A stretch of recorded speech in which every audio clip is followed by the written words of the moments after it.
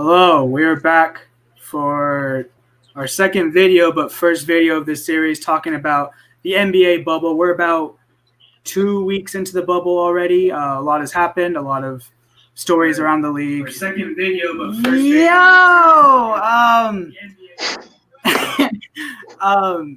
we have had beef as recently as yesterday with Damian Lillard and Patrick Beverley and Paul George. And we've had some good moments like TJ Warren and the Suns, which we'll get to a little later on. But what are you guys' first thoughts about the play overall in the bubble? Ben? A lot of surprises. A lot of teams. I mean, I know we're going to talk about the Suns a lot later. A lot of teams who have surprised me, like the Pacers, the Spurs. It's just really interesting. And we got a week left to see how it all shakes out. So I guess Ben watches all the boring teams, right? No, I'm just joking. But yeah, no, I have to agree. A lot of surprises. The Nets are actually playing pretty well. I'm watching this Nets Clippers game. I feel like they're doing as good as they probably will without KD and Kyrie. But, there's a lot of surprises. Also, a lot of disappointments, I would say. But we'll talk about that later. Yeah. Yeah, I've liked the basketball. I generally thought it'd be a lot of terrible play, but it was actually there were great games to start the week. There have been some blowouts, but like you guys said, there's been a lot of teams and players that no one thought were going to play amazing or terribly, and they've done so. And it's been actually a lot of fun to watch. I love watching the games. But on that topic, the first question I'm going to ask today is, in your guys' opinion, who has been the best, most impressive team thus far? I think it's definitely been the Phoenix Suns. They're 5-0. A lot of teams have disappointed me. The Suns are not one of them. There's a team that's definitely been the surprise. I didn't even count them in playoff contention. But D-Book is just, I don't know what that Drake lyric is, but he's wet like he's Book or something. I don't know what, he's just playing amazing. Yeah, definitely the Suns, best team, in my opinion. Yeah. If I could tell you last week when we did this, or not last week, but when we did our first stream this year, who's the one team that is still unbeaten on August 9th? How often would you have said the Suns? Probably never. So it's got to be the Suns. They fought themselves to within a game and a half of the 8th seed, one game out of the 9th seed. So they've really overperformed. Before I share my answer, there's a lot of people here, more than last time. If you guys have any questions, feel free to comment. We'll be able to answer them most likely. But yeah, I'm with Andrew, and you guys actually. There's been teams playing the way they should, but the Suns were a team that were just bought in to make the numbers even. They were way out of all of it, and they're playing amazing. They beat some solid teams too. It's not like they're beating the scrub teams. They're playing some good teams. They're beating some good teams, especially for the Suns. And I have Devin Booker is putting up 29.4 points per game on 50% shooting from the field. And someone like Devin Booker shooting that high percentage as that lead player is absolutely insane. And we'll get into another player that's shooting that higher percentage pretty soon. But Cameron Payne. Can I say one more time? Sorry. You go ahead. I was going to say, I didn't know if you're going to switch topics real quick. I just wanted to quickly mention for best teams that's kind of been surprised or that are playing well, kind of you wouldn't expect. The Thunder are playing really well, and I didn't really expect them without Russell Westbrook and just way earlier in the season. I didn't even think Chris Paul was going to be able to compete at the level he's competing. I thought he was an old head. So, the Thunder have been playing pretty well. Steven Adams is kind of his own person now and not just kind of fake rebounder for Russell Westbrook. And, Dennis Schroeder's kind of evolved as a player. So, yeah, Thunder are playing well. They're still rolling. Back to the Suns just real quick to finish my thought. Cameron Payne, who they basically picked up because Kelly Oubre was out for the rest of the bubble. He's been more than just a piece to add. And the Suns have only played 9 players each game. There's been 2 other players they played once, but for most of the games, they've only played 9 players because some of them are coming back from injury or they're coming back from COVID-19. So it's amazing to see what they're doing. Cameron Johnson, the rookie, who not really everyone had big expectations for. He's not putting up the greatest numbers of all time, but he's a plus 10, he averages plus 10.4 per game every time he plays, which is a stat that some people think is stupid, but it means something. Like plus minus, you're saying? His plus minus is, yeah. Wow. I think plus minus is relative. Admiral Alpaca said, talk about the Thunder chemistry. The Thunder chemistry, as he already brought up, was they're a team that knows that if they lose, it doesn't mean anything because they weren't supposed to be here. So they play like that every single night with no regrets. They had one bad loss to the Grizzlies, which was bad, but they also played really well for most of the other games. And they look – I wouldn't want to be a team facing the Thunder in the first round. I'm just going to say that. They're not going to be a sweep. They're not going to be a walk in the park. It's gonna be a tough series, no matter who they play. So I'd watch out for the Thunder. Isn't it the Rockets? Currently, it is the Rockets. Yeah. I think it'll be the Rockets. I mean, they're like 1 game apart, so it's probably. It could easily be the Nuggets as well, but right now it's the Rockets. The Nuggets are without. Well, they just got back Jamal Murray, but they're still without Will Barton and Gary Harris. So whatever. Yeah. So if you guys have any more questions, feel free to ask. So we had a big surprise. I'm going to go with the biggest disappointment of the bubble. I'm going to go first real quick because I'm going to get to my choice B in the next topic. But my choice for this has to be the Pelicans. Some argue, and it's kind of true, the reason that they had this play-in tournament and 22 teams come back was because Zion Williamson needs to be in the playoffs for TV reviews. And the Pelicans have had numerous opportunities. I think they had one of the easiest schedules amongst the 8 seeds, and they didn't do anything. They didn't do anything with it. They lose to not the best teams. They've played some good teams, but they lost to the Spurs today, which ended their playoff hopes. Zion was held back, and that didn't make a lot of Pelicans or just regular people happy. And this was made for them, and they did nothing with it. They're eliminated with a couple games left. So I think they're easily the biggest disappointment. I agree. I also had sorry, Ben. Let me just kind of agree with Daniel real quick. But I also talked about the Pelicans. Like, they didn't take the game seriously. I mean, if you're one of these AC teams, every game is almost like a playoff round. Like, you need to be winning these games. And you can see with teams like Portland, who are kind of being – that's another kind of disappointment in my opinion.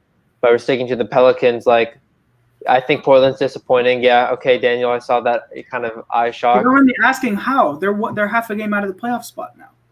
No, but they're just having they just lose to They're 4-2. Yeah, but they lost to the Clippers, man. Like and like I mean, I'm sticking with this like Paul George, and I mean that's just a whole funny side thing, but I'm actually kind of disappointed with Damian Lillard. Like I'm looking back at his career and I feel like he's just had so many opportunities and just never lived up. And I don't think he will live up in the playoffs. And I'm just a Damian Lillard hater, I guess.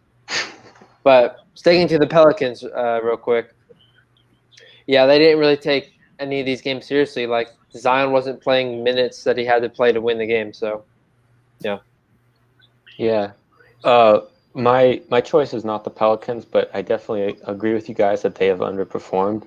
I mean, their first two games were against really good teams, and I kind of expected them to lose those. But since then, they've lost to the Kings and to the Spurs. And I just think that it's probably not Gentry, but management has been too cute with Zion, trying to overprotect him. You can't coddle someone that young. You know, he's got to go out there and play. If you want him to advance your franchise, it's not good for him to just protect him from injury that heavily. But I actually have the Lakers because, and I know we'll talk about them more later, but man, the worst offensive rating. Well, I'm not sure if that's still true. I bet it is, but as of a couple games ago, the worst offensive rating in the bubble. It's just, I know these games don't mean that much, but they they look terrible, and I'm really concerned about them heading into the playoffs, whether they can just turn it on like that. A quick note on the Zion thing, which is one of the biggest talks amongst Pelican fans, is mainly Zion fans. They baby him, but at the same time, they had that picture before the restart started, like where Zion would look really buff and in shape. Then he comes to the bubble. We don't body shame here at Boston C17, but he didn't look the best, and he was made fun. That was a Photoshop photo, had to have been. Because he moved around terribly. He's not the same player he was before the season started. And that's saying something, especially for someone of his potential doing that's why they're careful with him, because he jumps so much, and with all that weight, it comes down on his knees, and that's how he's constantly injured. But I'm glad you brought up the Lakers, because the very next conversation is what is wrong with the Los Angeles Lakers? And as you said, is it a cause for concern? Ben, do you want to I honestly don't know. I thought about this, and just they're not making shots.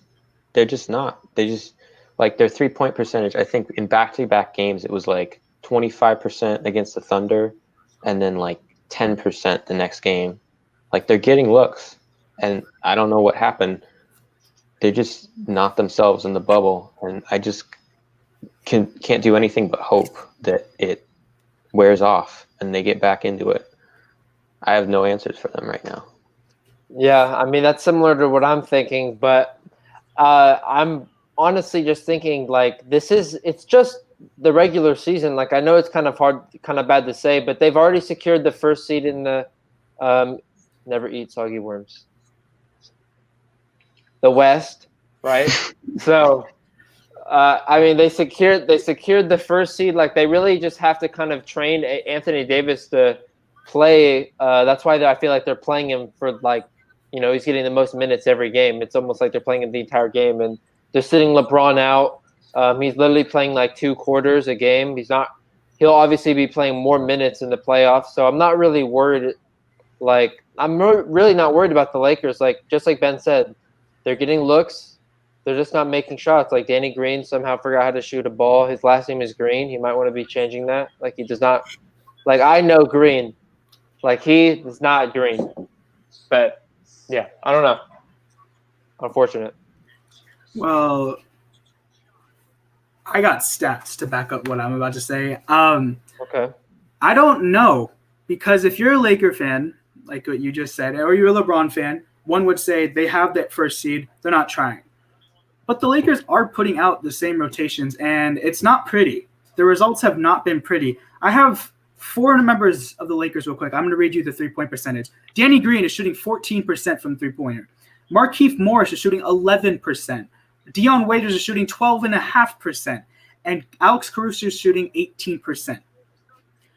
If you've seen anything from any of LeBron's recent final appearances, he needs shooting around him. Those are some of his main shooters. And J.R. Smith, by the way, shooting 0% from 3. Just want to let that be known.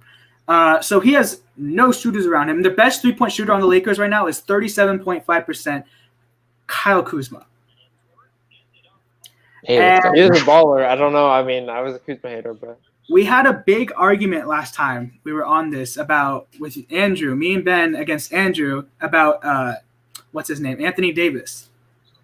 And Anthony Davis, against, surprisingly, in their 2 wins, he had 34 points against the Clippers and 42 against the Jazz.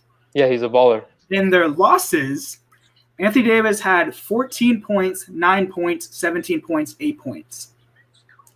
8 points against the Pacers. I mean, regular season not trying so hard is one thing, but I don't know. And LeBron hasn't looked good, honestly. Yeah, the people say he goes another mode in playoffs. Maybe he will, but he is getting up there in age, so no one knows if he's still capable of doing that. He could be. Everyone asks us every year, and he does the same exact performance every year. But if I was a Laker fan, I'd be a little worried.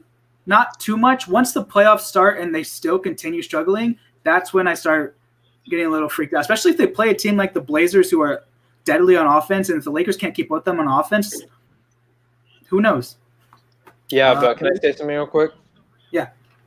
Like, you were talking about how like LeBron has no shooters around him, and you mentioned like Markieff Morris, Caruso, Denny Green, who obviously is a 3-point shooter, and I don't even know what's happening with him.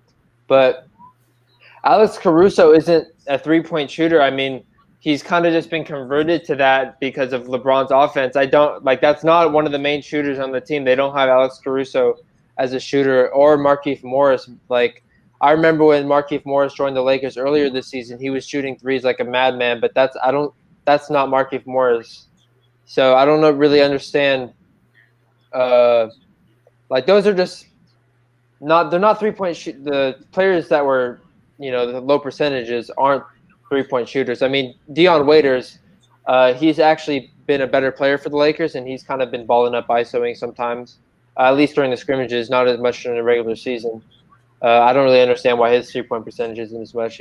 He's taking these fadeaway shots. He's not Kyrie. But,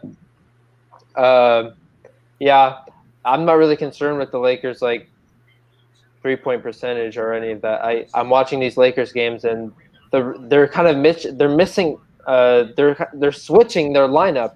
They don't have a set lineup. They're throwing in J.R. Smith rarely. Like they don't really know what they're going to do with him yet. Quinn Cook has been being played a lot more than usual because he was doing pretty well in the scrimmages, and he's actually been he played 2K with AD and LeBron, so he kind of has that chemistry already. The Lakers just need to figure out what their lineup is, and they'll do fine in the playoffs. Like they just need to figure it out. So far. Admiral Alpaca brought up a good point. He said their teammate chemistry feels a little ignorant or inorganic, excuse me. Looks like they're all just together on the court, but not one team on the floor. It's awesome that he mentioned that because there was a thing that came out the other day with LeBron being interviewed, and I'm not the biggest LeBron fan. I'm not the biggest. And literally 2 days before, he's saying, oh, everyone doubted us to get the first seed. First of all, no one doubted you. When you got Anthony Davis, people expected you to be up there. So that's first. And second, 2 days later, he comes back and says, y'all don't know what happens behind the scenes. You guys don't know what happens. And in the very next game, JaVale McGee receives this, did not play because of coach's decision. So it does look like that's a big deal. What?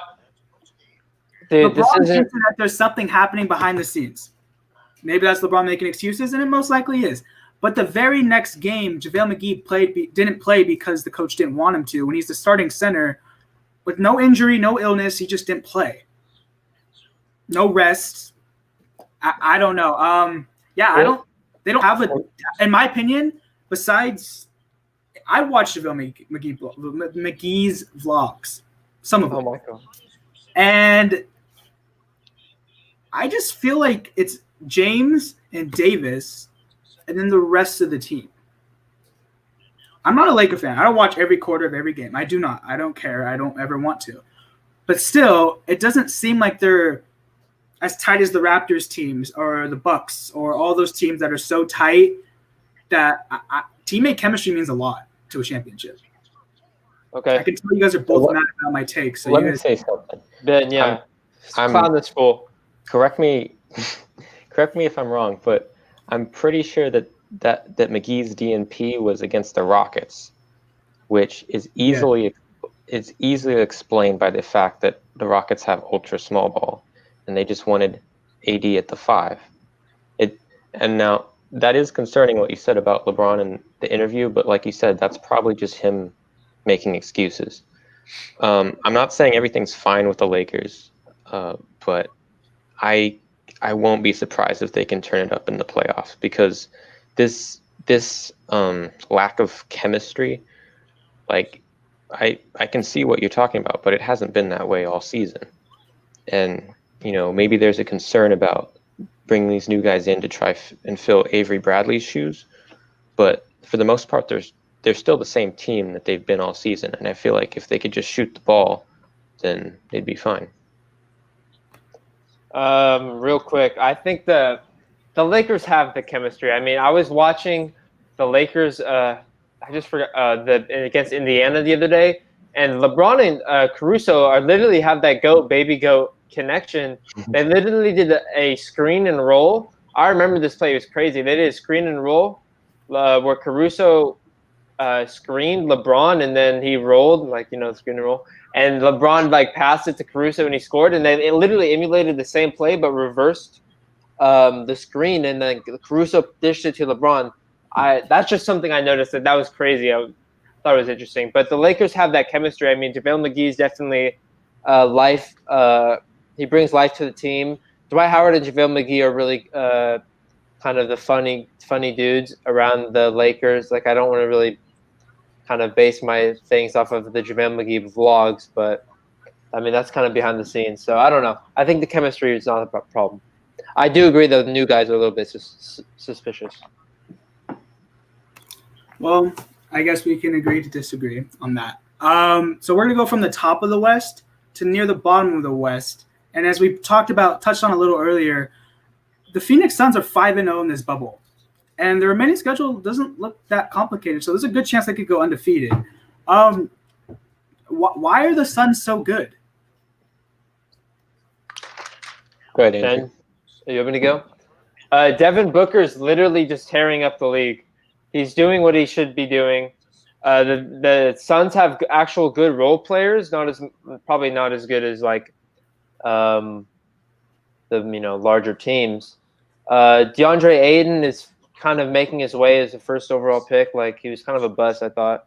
So, I just think the Suns they also have nothing to lose. I mean, they're playing to ball up, and they're just kind of, they have no expectation in the bubble, and they kind of made the best of it. So, yeah, go for the Suns.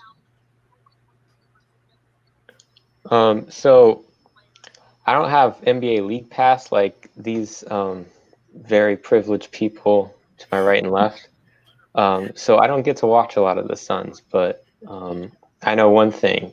I want to see a lot more of Devin Booker. I wish the Suns were on national TV more often, because Devin Booker is a baller. Draymond was talking about get him out of Phoenix. Just air the Suns more. I want to see them. I want to see this team that's gone 5-0 in the bubble. I want to see them match up against the Lakers in the first round. Like, that buzzer beater over Paul George against the Clippers, that was insane. And Kawhi Leonard, by the way. Yeah. It was literally both. There's this argument that people have made for these past couple of years that Devin Booker shouldn't be an all-star because he puts up points on a bad team. I've hated that argument. Devin Booker is a great basketball player. Not top tier. His defense isn't the best of all time, but he can score the basketball. Like you guys said, that game winner over Kawhi and Paul George, that footwork was reminiscent of Kobe. They have that video. It was exactly what Kobe taught him to do, and he did exactly that. It was a beautiful game winner. This Suns team is – I kind of touched on them a little earlier. Like you said, DeAndre Ayton, last year he was just overshadowed by Luka Doncic being absolutely insane and Trae Young being really good.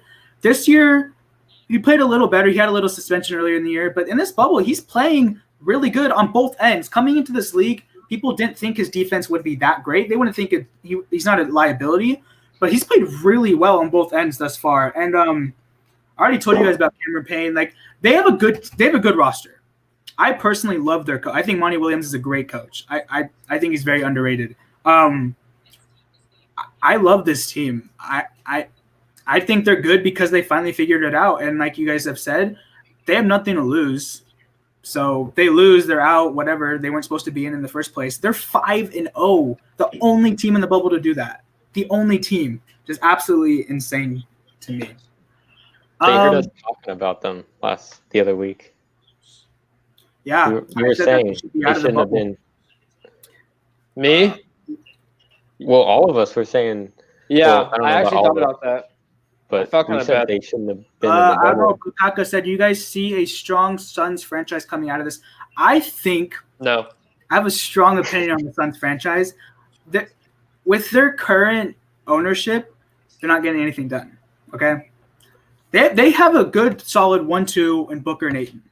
And Rubio was a good pickup because Booker's never really had a point guard to play with his whole career. But they need that one piece. They don't have that one piece.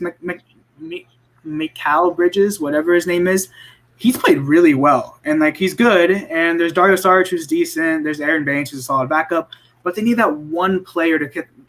I think with the good ownership, this could go another way. But you have seen in previous years, the Suns do really good, and then they trade away terrible pieces, and they go all the way back down to being terrible. So I wouldn't be, as long as his ownership's in place, I wouldn't be confident. Yeah, I'd love to say yes to that question, that I can see a strong franchise, but if you look at the West, there's a lot of really good teams that don't look like they're going anywhere anytime soon, and there's a lot of bad to mid-level teams who have really good young pieces who look like they're on the come up, like the Kings and the Pelicans, and then the Warriors are going to be better next year. So it's hard to see them competing in the West anytime soon. Also, the Suns don't besides Ayton, they haven't done a whole lot with their recent draft picks. Yeah, it's the big thing. They always miss every single draft pick except for Ayton. Yeah, so obviously it's hard. Yeah, it's hard to see them being anything super fast. What do you think, Andrew? All I can say is people like warm weather, so that's the only real way I can see the Suns becoming a good franchise. Like, people are like, I want to go somewhere warm, but Miami, the Heat, Lakers and the Clippers, just, I don't know. Maybe some superstar wants to retire in the Suns, like Charles Barkley, who didn't retire, but he was kind of, an old head, and Shaq, who went there after the Heat. So I don't know. Yeah, I don't really see the Suns going anywhere, but if people want to go there because it's a nice place, sure. Well, that was a good question. Thank you for asking that. So we're just stick to the bottom of the conference of the Western Conference yet again. Last week, I went over the tape with us, and all of us thought the winner of the 8th seed was going to be the Pelicans. I did not say that. We were wrong. I watched the tape earlier. We all said the Pelicans. I thought I said Portland. You said Portland, but you said I have a strong feeling the Pelicans will do it. I'm a Lonzo Ball lover. I don't know what to say. So the Pelicans are out. The Kings are out. And there's a couple teams remaining. The Grizzlies have been very vocal about how tough their schedule is and how much the NBA just doesn't want them to make the playoffs, given the play-in tournament and everything. And Damian Lillard and the Trailblazers are playing really well. Yusuf Nurkic coming back. We got the Spurs playing. They're a team that we didn't really mention, the surprise teams. They're without LaMarcus Aldridge, and they're playing. They're what is it? They're a game out of the 8th seed, like the legit 8th seed. That's still remarkable. I mean, they're coached by Greg Popovich, but still. Yeah, I think that's the only teams remaining. So who do you guys think is going to sneak out of the 8th? And this is not who's going to win the play-in. Who do you think is going to finish the regular season with the 8th seed? Ben? I think it's probably going to be the Blazers. They've just been playing so well. Dame has been playing out of they have not, Ben. Disappointment. The Blazers are pretty. I think they have. They've got Dallas and Brooklyn remaining. Those are easily winnable games. And the Grizzlies have just been so bad this bubble. I think they'll overtake them.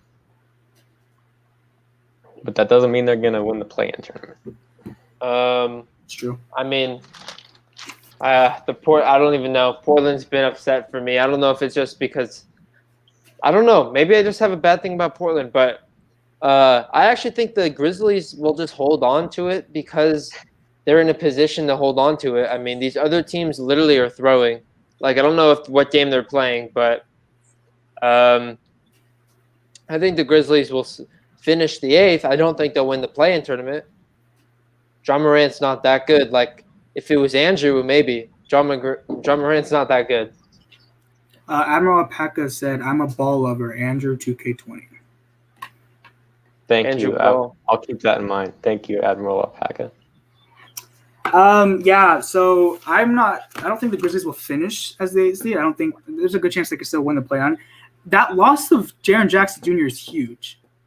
That was a big loss for that team. He was averaging 25 points per game before he went out, and then they actually did win, I think, the game when he came after he was out. But they faced the Celtics and the Bucks the next 2 games, and the Celtics and Bucks have clinched their seed. So technically, they don't have to play their starters, and maybe this could be easy games for the Grizzlies. But I'm going to assume most NBA teams, and I've heard this, that most NBA teams are going to try to ride momentum, so they're going to play some like decent players. Like they're not gonna like I heard the Celtics. Sorry, because I'm a Celtics fan, but they're gonna rest like their starters for like one game each. There's 2 games left, but I'm gonna expect some people to get some reps in because they don't want to sit their starters for the next 3 or 2 games and just be rest on like 2 weeks going into the playoffs. They want to get some momentum. Then we got the Suns, who have the Thunder, Sixers, and Mavericks. And we're already on the Sixers a little bit. That game might be an easy win, depending on the impending Joel Embiid X-ray. The Spurs have the Rockets and Jazz, and the Blazers have the Mavericks and Nets. So I think I'm with Ben on the Blazers getting the 8th seed. I can see the Spurs making a little run for it, but maybe not because the Rockets are playing kind of well. We're not really going to discuss them, but their small ball has worked a little bit so far. And the Suns proven that we just can't really predict what's going to happen with the Suns. Any second, they could do something crazy. They could beat the Thunder by 20 maybe. But I think the Blazers are going to win the 8th seed for the regular season and the play-in. Boom. Okay, that makes sense. Even though Damian Lillard's just a bust, but okay. He went off for 51 points today. Yeah, but he's not even going to – he's never going anywhere. Like, how's that his fault? How does that make him a bust? If he would – I don't know. He'd already have 3 rings if he wasn't But a bust. that's the ownership and the GM's fault. That's not his fault. If he was better at basketball, I don't know what to say. We'll just move on. I've never heard you hate on Dame before. Yeah, well, Dame, don't even want to talk about it. That's my favorite non-Celtics player. I love Damian Lillard. So I just mentioned them real quick. This is kind of one of the biggest stories going on in the NBA right now. As a Celtics fan, I don't ever want to wish injury. As a person, I don't want to wish injury upon any athlete ever, no matter what bad thing they do. So it sucked when I saw that Ben Simmons is out, most likely for the remaining of the playoffs, because if you're the Celtics, you want to play an easy team, but you want to play the team at full strength. You don't want to have anyone injured. And it sucks with the news that Embiid came out today, and who knows how long he's going to be out for. There's a report that came out yesterday saying, depending on what happens to this Sixers playoff run, either Embiid or Simmons will get traded. And most people are assuming that if they're out first round, Brett Brown's gone. So are the Sixers screwed without Ben Simmons and now most likely Embiid in the playoffs? Yeah, I think so. I mean, I didn't see them going really far before Simmons went down, but they haven't played up to their potential with Simmons and Embiid all season. Embiid has a chance to kind of take over now because it maybe wasn't the best fit with Simmons, but I don't think they're going to make it past the Celtics. Yeah, I didn't even know Joel Embiid was. When did he get injured? I didn't even know he was like. Tonight, he went down on his left ankle, and they said he had a left ankle sprain. So, yeah, I didn't even know that. I literally was writing just about how I feel like Joel Embiid could, without Ben Simmons, maybe win the round, like the first round. Kim and Tobias Harris have been playing pretty well, but yeah, it's a pretty unfortunate Joel Embiid. I feel like Joel Embiid was. I wonder, are both their contracts expiring in 2021? I have no idea. Whatever. I think Simmons just signed a 5-year extension. I think Embiid's is pretty soon. No, his is like 2023. I think they both signed extensions. If I'm not wrong. I could be wrong. I don't know. I mean, if they're talking about trading them, they're probably not. Joel Embiid and Giannis need to team up. Like, they got to do it for you. They got to do it. I don't know what to say. I mean, in my opinion, if they put up either or in the trade block, I can almost guarantee Embiid's going to get more offers based on the fact Embiid's a good center that can do most, and Simmons just doesn't want to shoot. And that's going to hold him back for the rest of his career if he just doesn't want to shoot and he needs to shoot. I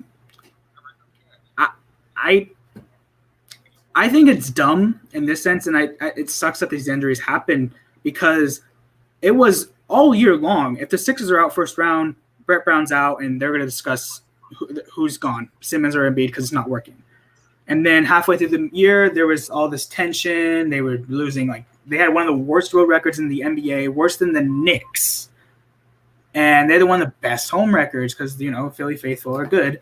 But now, potentially without Simmons and Embiid, they could technically blow up a core that theoretically could win a championship, but we could never know because both are out or even one's out, and they're just going to blow everything up because of that. And I think that's so dumb, in my opinion, but they can't wait too long because Embiid's knees are not getting better. He keeps on getting hurt every year. Ben Simmons keeps on getting hurt as well every year, and they can't keep on waiting because this Horford contract is humongous and a terrible deal. So if I'm a Sixer fan, I'm worried. There's a good chance that we could go back to rock bottom pretty soon, depending on the moves our general manager makes. But I don't know. Joey Bellbottom said I agree. I appreciate that, Joey. You guys have any other comments on that? Yeah, I was gonna say I always hate it when teams blow up a team too early. It's like 2 years ago, or not even 2 years ago, last year, they lost in a Game 7 off of a buzzer beater to the team that would go on to win the championship. And now he's hurt, or Simmons is hurt, and they're thinking about blowing it up. So I mean, they haven't played well, but I always hate it when franchises blow up their star players too early. It's like, what do you think you're gonna do right now? It's like, you think you're gonna be able to get in title contention really any sooner if you just go on to a rebuild a little sooner when you maybe could have had a chance at a championship now? I just don't like the mindset generally. Yeah, and on that note, it's not like Embiid and Simmons are aging veterans who are out of their prime and he's coming soon. Some of them are even entering their prime, and like we just mentioned, they're on big contracts for a long time. So like you're saying, this is blowing up a core, not just like the Celtics did with Paul Pierce, Kevin Garnett, that kind of core where they're aging and that. These guys are young; they're in their mid-20s, low 20s, and there's talk that they're going to blow up the core because, like you said, literally a Kawhi bounce away, they could very well have been in the Eastern Conference Finals. Like, just if bounced the wrong way. Then again, they did lose Jimmy Butler, which is a huge loss. But their team is not bad. They just had very bad time putting all the finishing touches together. They got mad at Shake Milton that first game, and Embiid yelled at him for something. I remember that. I don't know. It is not good in Philly right now. And, yeah. Speaking of Philly, let's talk about the rivals and the reason why I have an account. The Boston Celtics. The Boston Celtics had an impact win the other day against the Toronto Raptors. They led by as much as 40 points and ended up beating them by about 22. And on opening night, they faced the Bucks. And most not Celtics fans, most NBA fans could argue Giannis played that game with about 6, 7, 8 fouls. There was some miscall. It's not biased. It's true. So they could have and the Heat beat them. The Heat beat them. We'll give them the Heat. The Heat won. But I would personally love to face the Heat in a 7-game series. I think the Celtics would come on top. I know you guys are Laker fans. You guys do not like the Celtics as much as I do, or probably think as high as I do. But did the Celtics' performance thus far in the bubble change your mind on if they're serious contenders or not? Just for me, like the Celtics, I mean, first off, like, what can I say? The Celtics are kind of moneymakers. But no, I mean, the Celtics are kind of they're not disappointing. And I think they're actually going to come out on top in the playoffs. I mean, they have great players and they have great chemistry. And right now in the bubble, that's really what you need. So I don't really think they're underperforming. And I don't think I mean, obviously they're not performing as well as they maybe could be. But I'm not worried. And I don't even like the Celtics. They've definitely played well. It's just going to come down to getting past Giannis in the East. They've got some really good wing defenders, but I don't know. It just comes down to how will the Bucks and particularly Giannis do in the playoffs? Because really, that's kind of the only obstacle I can see for them. I mean, they've played really well, and I think Kemba will probably be the X factor above anyone else. It's like, what are you going to get from him? Can you get can he be consistent every night in the playoffs? I thought that having the Celtics lost 3 games in the bubble, to Miami and Milwaukee. Oh, okay. I guess they're performing better than I thought. That's my bad. Eastern Conference. I'm actually kind of with Ben right here. Enes Kanter went on Bleacher Report the other day. They did the ask and answer thing, and he said, "Should the Celtics fans be worried about Kemba's knee?" And he said no. But today the Celtics played. I wasn't really that invested in the game because we're playing literally for nothing now. We locked into the 3rd seed. But Kemba played terrible. He was shot like 1 of 9 for like 5 points or whatever. And in a series against Milwaukee, like you said, Milwaukee's obviously for probably every Eastern Conference team, that's the person I'm afraid of. Like Giannis, just Giannis himself. I'm terrified. But if Kemba Walker can't play 20 points per game, maybe put in that much, the Celtics have no chance against Milwaukee. Tatum and Brown could go off all they want, do whatever, but they have to have all 4 of the All-Stars play really well. That's their best chance. They're not stopping Giannis. I love the boys. They have no one on that team that can stop Giannis. Marcus Smart can give 1 or 2 stops per game, but he's not going to hold Giannis under 30 points. He's just not. But I have some stats that I have for the Celtics, and this is mainly for my Celtics fans, so you guys can doze off if you want. Jaylen Brown is putting up 21.7 points per game in this bubble. Jason Tatum is putting up 21.3 points per game. Gordon Hayward is putting up 18.7 points per game. Brad Wanamaker, who is a Celtics fan's least favorite player, I'm not mine, but most, he's putting up 10 points per game off the bench, and that's what the Celtics have lacked all year long was bench production. Daniel Tice putting up 10 points per game. Robert Williams has played 3 games, and he's looked really well in those 3 games. I think he kind of played himself into a playoff thing. Andrew and Alpaca, I appreciate you guys. You guys are very sweet. You're alienating your fans right now, Daniel. What are you doing? I know. And Marcus Smart is averaging 2.3 steals per game. And hold up, I'm going off record. It is an absolute disgrace that Marcus Smart is not a finalist for Defensive Player of the Year. Yeah, I actually agree. I actually agree. And I hate it. And I don't even like the Celtics, but I agree that Marcus Smart, Rudy Gobert, like this dude's literally I guess he stopped the league, but I mean he's literally random. Like, but I just think that Marcus Smart. I was watching a defensive highlight reel from Marcus Smart. Like on the little like streaming websites, I guess they just play these random highlights. It's usually Joel Embiid, like what? But yeah, Marcus Smart's a really great defender, and he's not a center. Like these are all like not a center, but Giannis isn't a center. But these are like 13'4" players for Defensive Player of the Year. Like Draymond Green wasn't that tall, and he won it. So why can't Marcus Smart? I'm not saying he has to win Defensive Player of the Year, but it's a joke that he's on finalist. It's like, like you said, they're all big men, and it's a very wing and guard heavy league, not really a big man league. It's kind of a joke. And on that note, real quick, this is unbiased reporting right here. It is another disgrace that De'Vion Graham is not a Most Improved Player finalist. No. Yes, he went up almost like 12 points per game, like 5 assists per game. He went up so much. Doncic literally said yesterday, I shouldn't be in this conversation. Graham should be here. A top 5 pick should not be a Most Improved player because they were supposed to be that good. That's why many top 5 picks don't get Most Improved.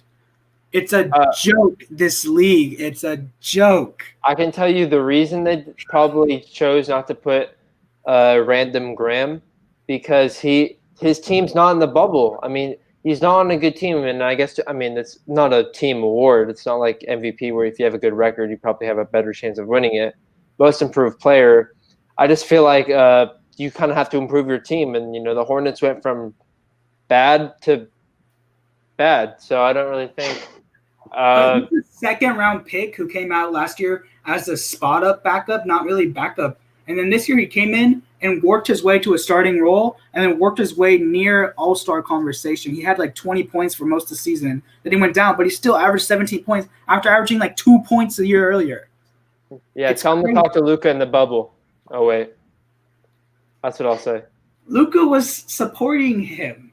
I'm pretty disappointed in Luka. I wanted Luka to win Most Improved Player. Like I'm not gonna get the trophy because I have my headphones, but like I was the most improved player back in my day. So I kind of disappointed in Luka kind of not wanting to rep the brand, but whatever. He's just too good, I guess. I don't know. Danny, where were these names the other week? I didn't. We talked about all the awards. I didn't hear any Marcus Smart. I didn't hear any Devon. Okay, that's who I thought would win. I'm talking about finalists. I don't think De'Veon Graham would have won. I think I had Brandon Ingram. And then for Defensive Player of the Year, I had Giannis, who I still think would win. But I'm saying the finalists were a joke. It's a joke. Yeah, I feel. Sorry. Yeah, you go. Sorry. No, you go. I was done. I was gonna say I feel like Brook Lopez even should have been a finalist over Rudy Gobert, but that's why I don't feel like Giannis will win it personally.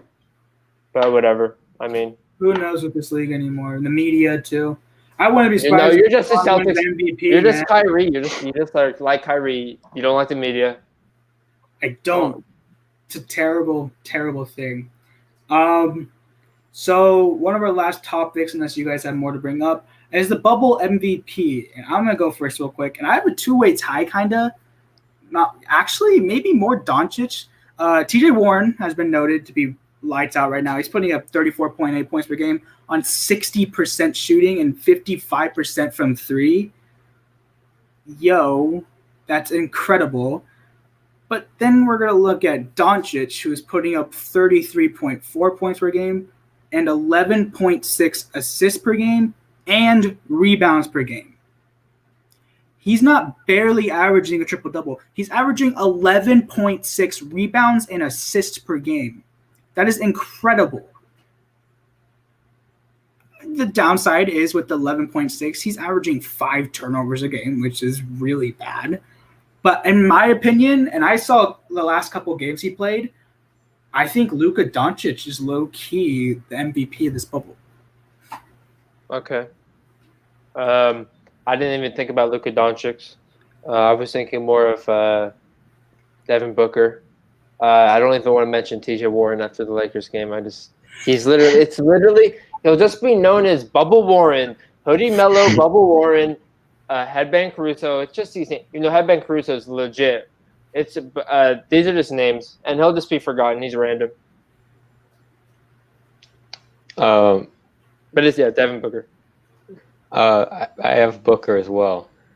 Warren and Doncic, they've been playing great, but as far as who's been most valuable to their team, and for a team who actually needs a lot to prove in the bubble, because the Pacers and the Mavs are already in the playoffs.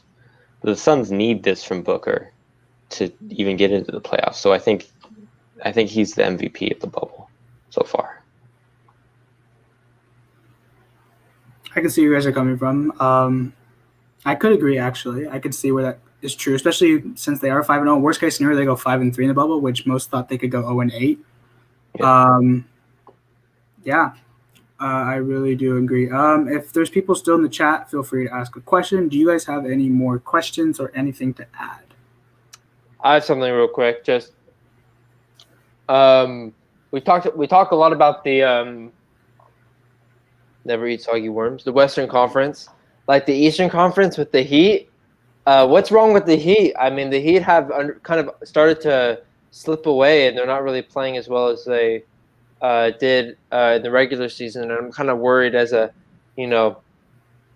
a Lakers fan, of course, but I do like the Heat a lot. Jimmy Butler, maybe he needs to start dribbling basketballs more in his hotel room to start winning games. I don't really know what's wrong with the Heat. What do you guys think? I personally wouldn't read too much into it quite yet because they played Milwaukee really well. They're up at like 20 at halftime without Jimmy Butler and without Goran Dragic, who are two 20-point-per-game scorers, which is 40 points they're missing.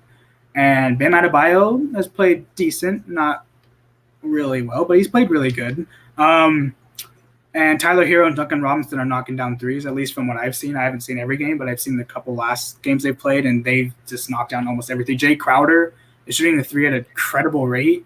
And if he can keep that up, oh my God, watch out for the Heat. Because if they can get people like him, Olynyk, like those kind of people to shoot threes well, then that makes them – like Jimmy Butler has a lane to himself, Adebayo got a lane to himself, and dish it out to those guys, and they're open all the time, and they're going to make them technically with every team, but especially the Heat. That's like they're good at defense. No matter what, they're gonna be good at defense. Same with the Raptors. But offensively is where the Raptors and the Heat are like kind of the same. I saw both of those teams. I don't think have 120-point per game score in the bubble. And against the Celtics, I'm gonna get a little not really off topic, but the Raptors' offense didn't really impress me against the Celtics. It's kind of terrible. They scored like 14 points in the first, 30, and like I get not every team's gonna shoot 30% every game, but like the Raptors and Heat are kind of the same team to me, with the Raptors being a little more established because they were NBA champions. But if I were you, I would not be worried about the Heat right now, especially because you're going to play either Indiana or Philadelphia in the first round. Indiana's balling, though. I mean, they're kind of a dark horse team. Victor Oladipo. We'll find out play. In 2 of the next 3 games. I'm pretty sure they play the Pacers, so that probably give you guys more feel for how the Pacers are going to play. Because who knows? The Heat are really good at defense. They could plan against TJ Warren and have. I saw the next high score for the Pacers was Aaron Holiday with 13 points. So it's a huge drop off from TJ Warren. So if they just trap Warren or whatever and have these other guys beat them, maybe that's the plan. So if I were you, I wouldn't be worried about the Heat. I agree. I wouldn't be worried about the Heat. Like you said, they've rested their stars. They lost to the Suns yesterday. You don't know what the Suns are going to do. I actually thought the Suns would win that. So, yeah, I'm not. Right. But, yeah, it's interesting to see if Warren makes that matchup any tougher. And also, what can you get from Oladipo in the playoffs? Because last time they were supposed to – wait. Was he hurt when they were in the playoffs, or did he come back? Last year? Last year? Yeah. He was hurt. I'm pretty sure he was hurt. He's been hurt for like 5 years, I swear. I literally have never seen him play. But, like, since – okay, I'm not getting into it. But, yeah, I'm actually I didn't think about the Heat playing the Pacers in the first round. I'm kind of excited to see Jimmy Butler kind of play TJ Warren, because they're doing that little kiss thing, and they're kind of rivals. So I wonder will Jimmy back it up? But Jimmy's a dog though, so he'll do it. Admiral Alpaca said, "When Daniel gonna ball up and beat me though?" I don't know who you are. It's Eli. It has to be Eli. And so if you tell me who you are, I'll give you an answer. Yeah. Ben, do you have anything to ask?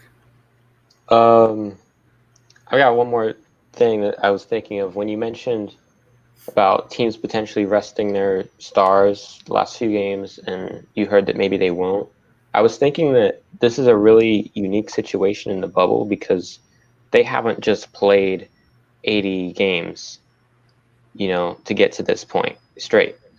They've had so much time off, so that's probably going into the consideration to choose like momentum over resting your guys, because they don't need rest right now. They just got back to playing. So that's one thought I had. That's true. But, teams with analytics, and they rest this day, they'll be fine this day if they don't rest this, like that. Load management, that's the word I'm looking for. And there hasn't been that much in the bubble, but, some people are starting to clinch seeds now. Some people, like Paul George, rest today. And I don't think they're going to – I think if the star needs rest, especially given their injury history, for example, Paul George, he was out for most of the season, they're to give him rest. Like maybe I think the Celtics would give Kemba Walker, but like these young stars probably won't get rest, like you said, because they have been gone for like 5 months. And I totally remember this to add to a conversation. So remember when we asked when the NBA is coming back, and we had a little topic about that? Yeah. Yeah. I found out the answer. As of right now, they said it could be subject to change, but as of right now, there is an answer. December 1st. Wow. But they said if there's a way they can find a vaccine for the virus, or if they can find a way to like have fans in a mutual arena for like because I don't know if you guys saw, they're thinking of maybe doing regional games, like having people here, and here. They said if that's the case, they can start in January, February, March. But if it's back to a bubble thing, they're going to start in December. Cool. So Why? I That's wonder why they crazy. didn't just do the 25th. Like, Probably scheduling. It's always has something to do with scheduling, TV contracts, all that kind of stuff. It's interesting because whoever wins I think it's like Game 7 in NBA Finals will be like October 18th. So they Yeah. have like a month and a half to rest, and they have to go through another season. That's crazy. yeah, that's like way too little. And you gotta bring in rookies. You gotta have training camps for them. Oh, yeah. You gotta have Where's the the. summer league? Like, no more Well, summer league? This is the summer league, man. You don't really have you have training camps for summer league now. Like you said, you have to bring in these. You have like two weeks to do it. Actually, like you only have like 2 weeks to make trades and do all this stuff. Then you got to start bringing in people for workouts, and then 4 And weeks there's free you start agency. over again. Yeah, it's like I'm very interested to see how this works out. The teams probably have plans. They definitely have plans of what to do. And some of these college players haven't played since like what was it, February, or March, whatever it was, and like I don't know. So when you talked about the regional bubbles, when I read that, what I was thinking was, is it literally just going to be the teams in the same bubble who are playing each other? Like, I think they said it's something like never- they're gonna have teams from each region and like each thing, and they're gonna switch it up. Like so, like I'm gonna guess like the Central plays the Central, and then like after they play each other like twice or whatever, they're gonna switch like you go here, you go here, you go here. I think that's what I got. I'm pretty sure. I could be wrong. I didn't really read the full report, but again, that's something interesting too because we're in an unprecedented time and we don't really know what to do with this basketball season given what's going on in the world. And most people don't want a bubble, the people who want to go see games, but a bubble seems more and more likely. I'm not getting into politics, but more than likely each day seems like a bubble is going to occur because of the way this virus is handling. But I don't know. I don't know what's going to happen. I'm really confused. Let's just say that. Sure. Do you guys have anything else to add? I'm really excited for the playoffs. Probably what matchup what matchup do you guys are you guys looking forward to the most? Like, I know the only one that it's kind of official that I'm looking forward to, maybe not official, but the Thunder and OKC is kind of exciting to me. Like, I want to see how that. Oh no, the Thunder and the Rockets. My bad. Sorry. The Rockets and OKC is an exciting first round match, playoff match for me. So I don't want to go too much into detail in the playoffs because we're going to discuss this next week when the playoffs are. Oh, okay. Sure. But I think I said this last year, maybe not. I think these are going to be the best playoffs we've ever seen in our lives because there's not. Sorry, Laker fan. There's not that one team that is miles ahead. Like the past 3 or 4 years, it was Warriors are winning, and then this team comes out of nowhere. Oh wait, maybe not, but we all knew the Warriors were going to win. This year, there's not that team. There's arguments for the Lakers, Bucks, Raptors, Clippers, all these teams, and I think it's going to be really good playoffs. Like there's no home court, so this will be just pure basketball. Yeah, And for real. I have a question, a little unbasketball related, but kind of basketball related. What do you guys think of the effects ESPN and TNT have done with the fan noises and the virtual fans? Are you Honestly, guys I haven't really noticed them a lot. Like that, and that's not saying that they're bad or anything. I was actually surprised at how much the games feel normal to watch on TV. Like they feel normal, but I don't really honestly think that has anything to do with the virtual fans. Like I can't hear them. I rarely even see them. It's just like I'm just watching the court like always, and it looks pretty much the same, which was kind of surprising for me. I mean, yeah, I have to agree. I don't know if the virtual fans have they make noise. I don't think they do. Like, there's no way the microphone connects to your house and you can kind of scream like, "Hey, Lillard, you're terrible." You won't be able to hear that.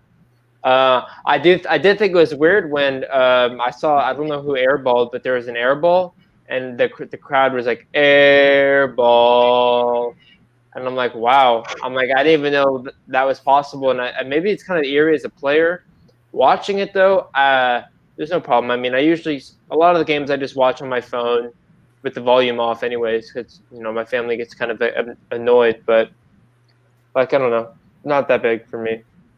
I think I was told that the NBA players don't hear the crowd noise. So it's just a game on the court for them. We hear the crowd noise, but they don't. Oh, okay, cool. I'm pretty sure that's what I heard, but I could be wrong. But they do see the virtual fans, though. But I don't think they hear the crowd noise. Did you see Chuck asking? Oh, if they see the virtual fans? Yeah. They do see them, right? Yeah. I know, but it actually makes sense. Like they could have just been, because you know how the logos of the teams and the sponsors, they're imposed digitally. Like the players don't see that, obviously. They're kind of just on your screen, and you'll see the players kind of walk through. You'll see the players kind of walk through them. It'll be kind of trippy. Yeah. No, I noticed that too. That was weird. And I mean, it would make sense if they virtual fans weren't, seeing. But like, come on, they were literally making the biggest deal out of Chris Bosh being in the fans and Paul Pierce and like a Lakers fan dude. So they could obviously. Okay. When Jason Tatum's kid was on it, that was adorable. That was adorable when Jason Tatum's kid was on it, and they talked. That's when I knew that the fans were real because Tatum was looking at him.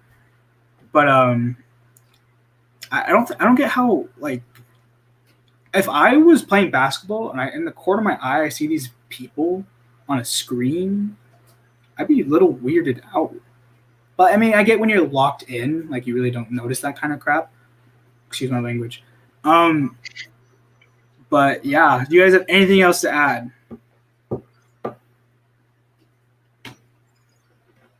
I don't know. I mean, Any questions, concerns? Bubble. I'm excited to see what trouble's brewing in the bubble. So, thank you guys for watching, and whoever watches this during a video, thanks for watching. We will be back next Sunday, probably around the same exact time, to discuss the playoffs because the season should be done by then, and we're going to do probably we'll debate it. We'll discuss this, but we might do round by round predictions, or we'll see how that goes. Thank you for tuning in to Ball Around the Head. This is Daniel. That's Ben. That's Lakers Info. Andrew. And thank you guys for watching. Do you guys have anything to say? Lakers Info. Thanks for watching. All right. Have a good life, man.